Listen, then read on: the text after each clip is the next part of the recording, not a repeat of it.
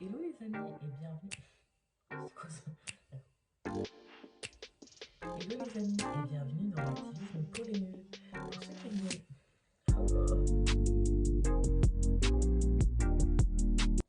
Hello les amis et bienvenue dans l'activisme pour les nuls.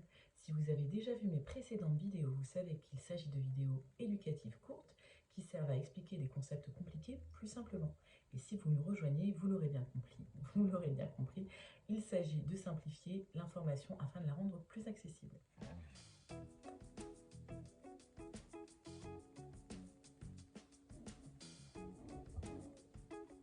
Dans la famille injustice raciale, je voudrais le privilège blanc. Afin de définir ce qu'est le privilège blanc, je vais décortiquer sa composition. Donc on ira définir dans un premier temps ce qu'est la blanchité, puis on ira définir ce qu'est le privilège. Donc la blanchité fait référence à la notion de race. On sait que biologiquement, la race n'existe pas, il n'existe qu'une seule race, la race humaine. En revanche, blanchité fait référence à une construction sociale, et ça, c'est indéniable.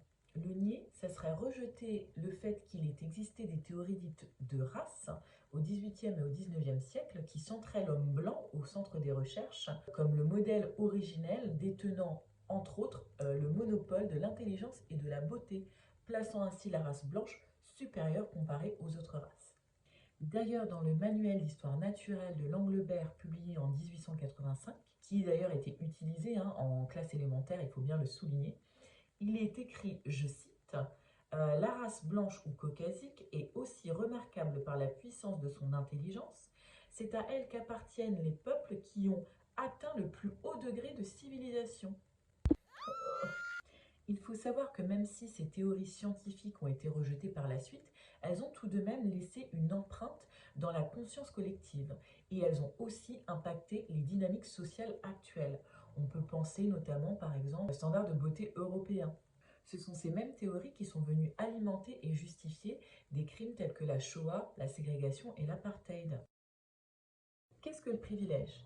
C'est un avantage exclusif attribué à une personne ou à une catégorie de population. Le mot exclusif est important car on comprend bien la dimension qui est de ne pas inclure des personnes.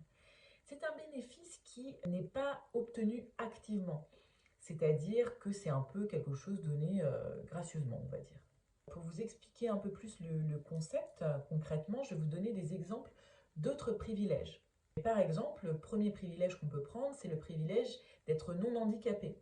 Donc c'est quelque chose auquel je bénéficie. Le fait d'être non handicapé, ça me donne des avantages.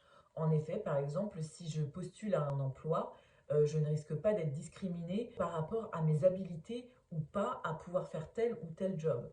L'avantage aussi de pouvoir sortir et être spontané et ne pas avoir à planifier les sorties en ville ou planifier les actes de la vie quotidienne. De plus, les personnes qui sont non handicapées ont beaucoup plus de visibilité, que ce soit dans les médias, dans les magazines.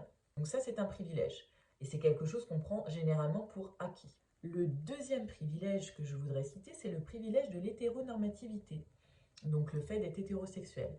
Être hétéro, c'est la norme. C'était quand la dernière fois qu'on vous a demandé si vous étiez hétéro? Donc tout le monde est hétéro jusqu'à preuve du contraire. Et c'est bien le souci en fait qu'on a pour faire le coming out. Être hétéro en soi, ça donne lieu à des avantages. En effet, parler de son orientation sexuelle n'est pas un problème. Marcher main dans la main avec son partenaire, ça ne pose pas de souci. On n'a pas peur de se faire taper dans la rue. Donc ça, ce sont entre autres les avantages de l'hétéronormativité. Donc voilà, c'était histoire de vous donner une idée de ce qu'est le privilège et des avantages que ça peut apporter. Bien évidemment, la liste n'est pas exhaustive. Dans les privilèges, on peut retrouver par exemple le privilège de classe sociale et il y en a plein d'autres. Mais celui qui nous intéresse aujourd'hui, c'est le privilège blanc. Donc, qu'est-ce que le privilège blanc? Le privilège blanc, c'est lorsque certaines personnes vont pouvoir bénéficier d'une série d'avantages basés sur le fait que la société va les percevoir comme étant des personnes dites blanches.